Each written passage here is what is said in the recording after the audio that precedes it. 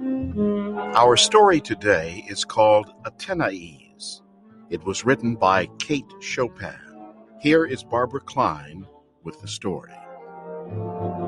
Athenaise went away one morning to visit her parents, 10 miles back on the Bon Dieu River in Louisiana.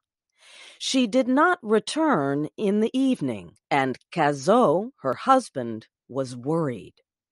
Cazot expressed his worries to his servant, Félicité, who served him dinner.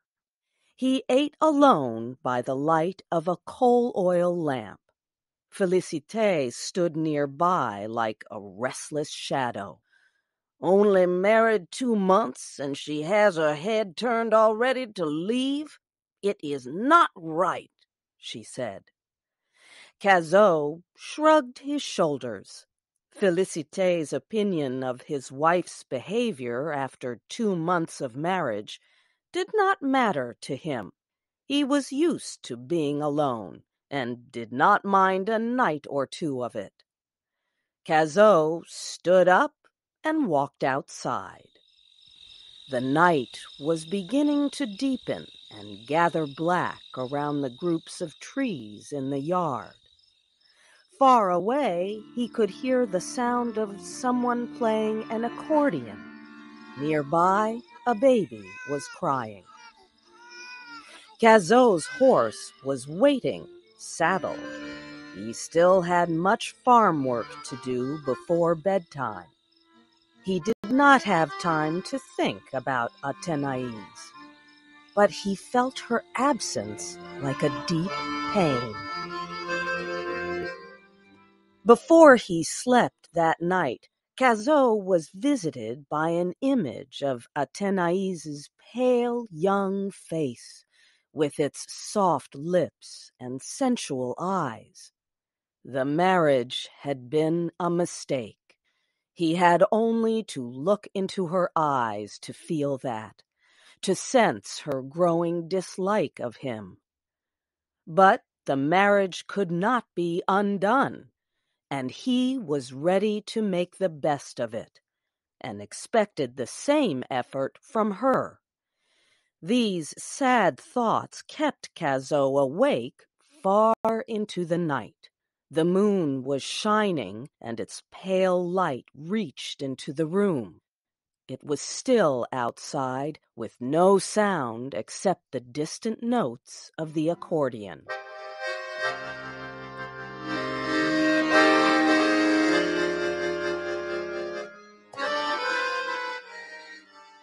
Athenaise did not return the next day, although her husband sent a message to do so through her brother, Montéclin. On the 3rd day, Cazot prepared his horse and went himself in search of her. Athénaise's parents, the Michets, lived in a large home owned by a trader who lived in town. The house was far too big for their use. Upstairs, the rooms were so large and empty that they were used for parties. A dance at the Michet home and a plate of Madame Michet's gumbo were pleasures not to be missed.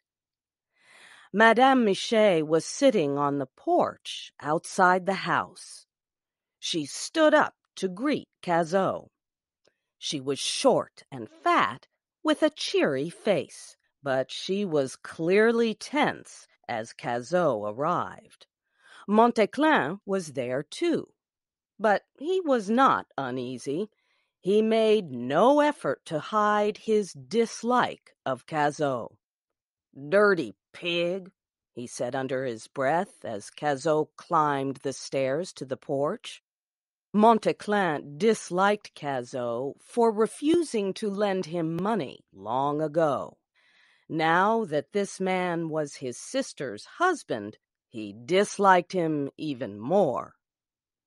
Michet and his oldest son were away.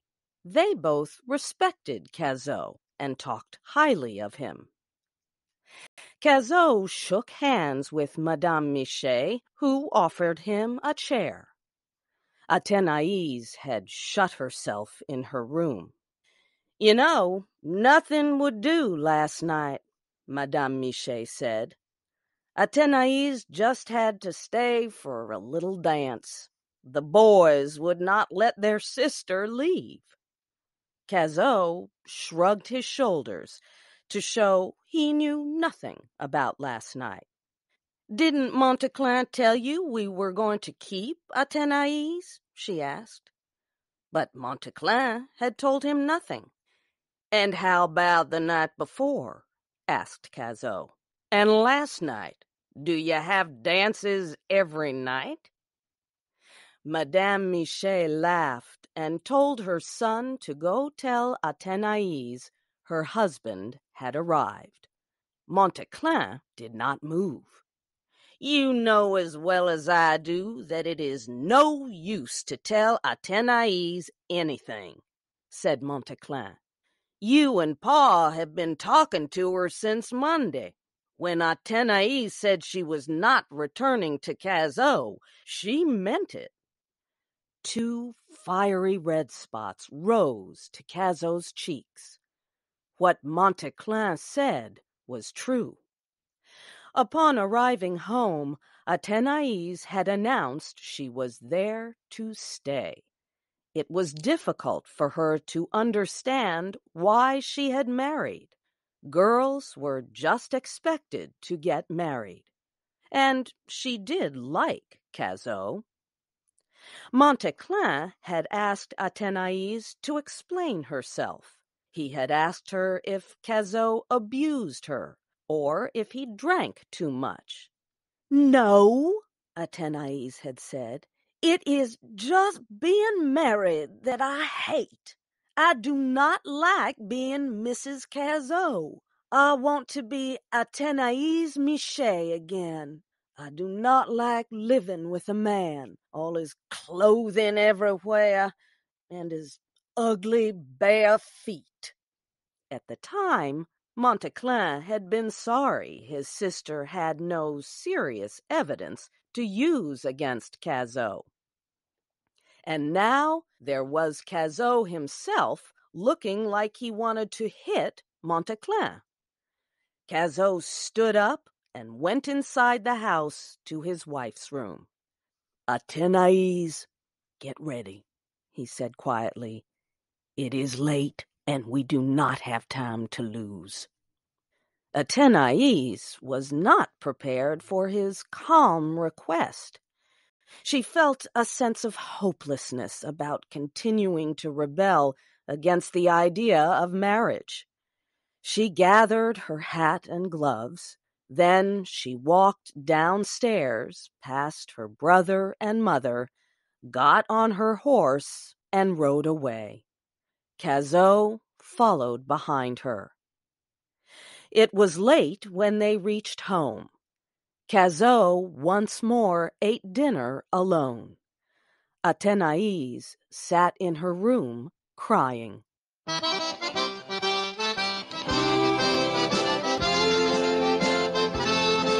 Athenaise's parents had hoped that marriage would bring a sense of responsibility so deeply lacking in her character.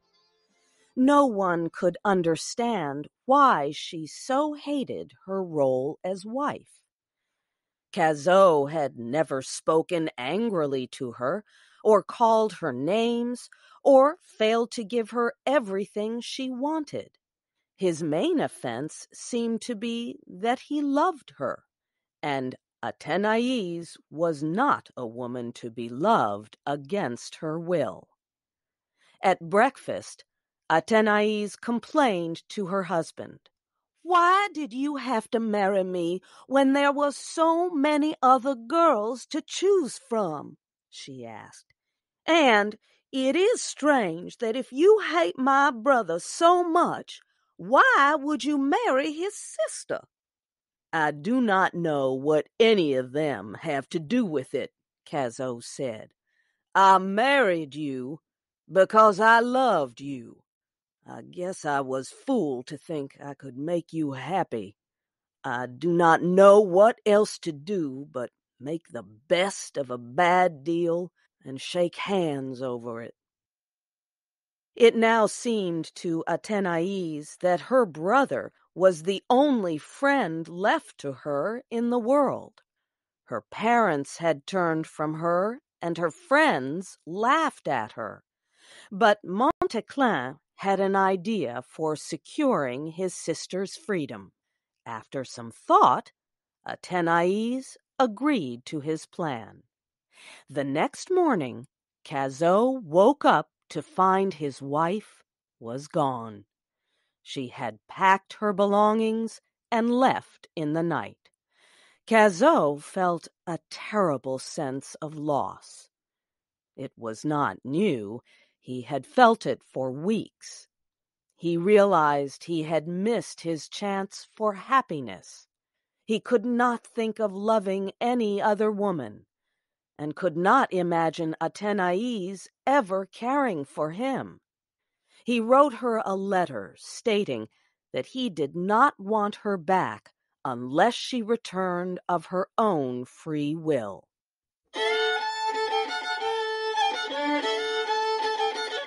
Athenaise had escaped to the big city of New Orleans. She was staying at a private hotel that Montéclin had chosen and paid to rent for a month. A woman named Sylvie owned the hotel and took good care of Athenaise. Athenaise soon became friends with Mr. Gouvernail, who was also staying at the hotel. This friendship helped her feel less lonely about missing her family. But Mr. Gouvernail soon started to fall in love with Athenaise. He knew she was uninformed, unsatisfied, and strong-willed, but he also suspected that she loved her husband, although she did not know it. Bitter as this belief was, he accepted it. Athenaise's last week in the city was coming to an end. She had not found a job and was too homesick to stay any longer. Also, she had not been feeling well. She complained in detail about her sickness to Sylvie. Sylvie was very wise, and Athenaise was very stupid.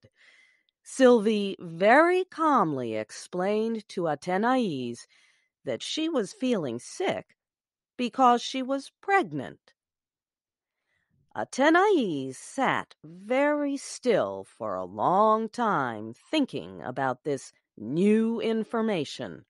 Her whole being was overcome with a wave of happiness. Then she stood up, ready to take action. She had to tell her mother, and Cazot. As she thought of him, a whole new sense of life swept over her. She could not wait to return to him. The next day, Athenaise spent traveling home. When she arrived at Cazot's, he lifted her out of the horse carriage, and they held each other tight.